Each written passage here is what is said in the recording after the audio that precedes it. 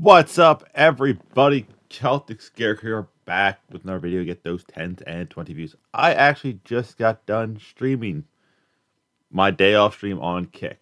I'll be on Kick streaming for video games, just in case like a game I'm playing has exposed skin that YouTube might not like, and it's like, hey, it's the game, not me. It's the game, not me. It's a safety net. But today we are doing a NFL matchmaking game. Pretty much, this is going to be my opinion on who I think would be the best coach for a team. Not who I think is going to go to a team, but who I think is the best coach. Now, it's just based off the 7 teams I did for my worst to best opening job ranking. And I will be actually giving a grade to the 2 coaches that got hired. And so so also once a coach has been selected for a team, that coach is gone. It's just like real coaching interview and process. Basically, once a coach's name has been picked by a team, that coach is gone. So, for example, I cannot have Jarrett Mayo also coaching. Like, he's the best fit for the Titans. Well, he's already picked. He's gone. He's off the list. So let's get to it. Starting off with the Las Vegas Raiders. They picked Antonio Pierce. I butcher names. I do it a tiny bit. I like this. He definitely seemed to have the sense of the team. He is a former Super Bowl champion. What team did he play for? They won the Super Bowl. I know what the Super Bowl is, but who was he with? Oh, Green Bay. The Giants. But yeah, I should know about the photo. So he's a Super Bowl champ. He seems to really know that way that run that team. He beat KC. Now can he build around it? I like this hire. It's one of those things where it's like, hey, we need a lot of stuff. We need an identity. We need a quarterback. We need a lot of stuff. So let's get the identity through our coach, which is where you should get your identity as team. And that is that Antonio Pierce. Next up is the New England Patriots. They hired Jarrett Mayo. I really have nothing on this guy. He played for New England for 7 years. Took 4 years off and then started coaching as a linebacker coach, and now he's the head coach. Also, he did bring up like race, and anytime you bring up race in any way when it comes to like, oh, I don't see, I do see, I just kind of like go, man. Right now, I feel like, and this is literally in my notes I have here, meh. Seems like a new paint job on an old car. I get it. You're replacing Belichick. You're doing that, but you're replacing him with a guy who has, let's see, 4 years coaching experience. Like, he never coached anywhere else, so he only knows the Belichick way. So this should be a very interesting standpoint. Next up, we got the Seattle Seahawks. And this is where the fun actually starts beginning, because I get to pick who I think would be the best fit for that team. And for this one, I have Dave Canales, the current Tampa Bay Buccaneers offensive coordinator. Tampa Bay's offense is looking good. And here's the big thing with this guy. He was at Seattle for a long time. He was the wide receivers coach from 2010, 2017. He was the quarterbacks coach 2018, 2019. The passing game coordinator for 2020, 2021, and then the quarterback coach again. Then he's now the offense coordinator at Tampa Bay. This guy did 12 years in Seattle. So there's the connection. Like my buddy, when I sent him over the list to kind of see what his thought process was, he said that because Quinn used to be a DC there, but it's like This guy that was there 12 years, just left. I think he would be the best fit. It's a young, offensive-minded coach, and if you hit on him, he could be there for a while. The man is only, what's his age? 42. He easily coached there for like another 30 years. That is crazy. Next up is my beloved Carolina Panthers. I picked, there's the coach I want and the coaches I picked. I would love to have Harbaugh. I would love to have Ben Johnson. I don't think they're better fit at other location. So I took something I've been saying against.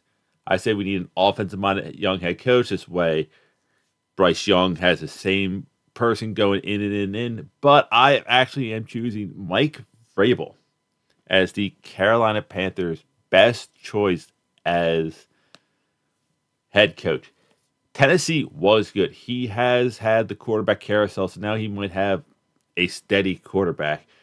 Tennessee was not a bad team. They were making playoffs, and that was the crazy thing.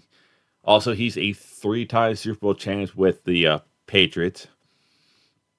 Kind of hard not to, but it's like, where's the coaching? Yeah, as a head coach, here is his records as a head coach: 9-7, 9-7, 11-5, 12-5, 7-10, 6-11. But figure those last 2 years, he did not have a quarterback, and that team was bad. But it's like, hey, this guy in 1, 2, 3, 4, 5, 6 years had a winning record 4 times and made the playoff 3 times. So I definitely think this guy can coach, and Carolina has the mindset of keep pounding. That is the mantra of the team. It's just hard work, head down, type thing. Hell, he might be able to sway Derrick Henry to come over here, and we can get rid of Miles Sanders. Hubbard and him would be a great 1-2 punch. Not the idea I really have in mind. I think we should draft. I have a guy we should draft, but he is a hard-nosed, hard-hitting mentality type coach. You put him with Evero, and then you can get him a good offense coordinator, somebody young who may not know much, give him a shot. I think this Carolina Panthers team could click. And again, yeah, he's a little bit older. He is in his, no, he's 48. So, but I think he has the right mindset for like the Panthers way. Best way I can describe it, like that mentality of hard nosed, grind it out, be physical. Vrabel is that mindset. Next up, the Atlanta Falcons. I know everything's leaning right now that Belichick's going there, but I do not have Belichick as the best fit for Atlanta. I have Ben Johnson. Yeah, it hurts me to say that. It really hurts me to say that. He seems to be a great offensive-minded coach. The head coach of Detroit, can't remember his name right off the top of my head, and I'm not even going to bother looking it up, says that Dan Campbell. Yeah, Dan Campbell. Haha, popped up. I have a wiki up. Dan Campbell loves him. But Atlanta has a lot of young pieces. And they had a young offensive-minded head coach, and you go get them a quarterback. Oh, this quarterback class is so deep. And Atlanta has the roster to go up and go get somebody. So, yeah, I really like Dan Campbell there.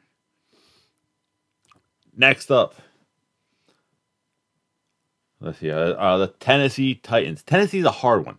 They're trying to find the perfect coach there is going to be hard.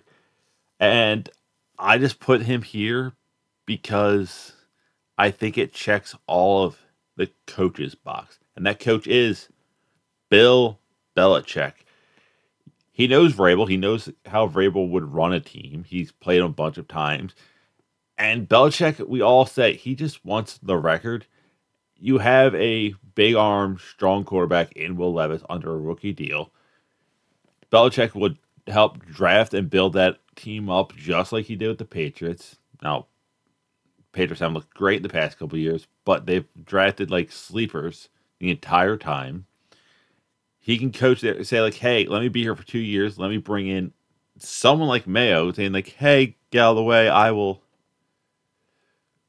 bring in a young head coach, mentor him, and then the guy can take over once I break the record, and then the team can be going forward from there. But yeah, Belichick just personally does not seem the best fit anywhere because I have a different coach that I did not have pulled up, which I need to pull him up. Because I just think there's the last two spots available. I think the other two coaches are better suited for it. One of those spots being that everyone thinks he would go to and where everyone thinks Harbaugh will go to is the San Diego Chargers or LA Chargers. Yeah. I'm going to keep calling you San Diego. You're not really loved or wanted in LA. You are like the least popular team in the entire city. But I think the best head coaching candidate for the Chargers is Eric Bieniemy. You got a good quarterback. You have weapons. You have a decent line. You have a decent run game. That team was really, really well constructed. Don't know why they got rid of the GM. But then you add in a guy who has won Super Bowls, made Washington look decent this past year with no offensive line and a quarterback who's not as good as Herbert. I just think Bieniemy's mindset and knowledge of the division will help that team and coach them to where I think they should be. And last, and certainly not least, the Washington Commanders. You get Jim Harbaugh. I think Jim Harbaugh is the best fit in Washington for multitudes of reasons. He's a team builder. That team needs to be built up. They need line, they need weapons, they need a quarterback, maybe. They need defense. All that is there. Then, that is a franchise that needs, well, a new image.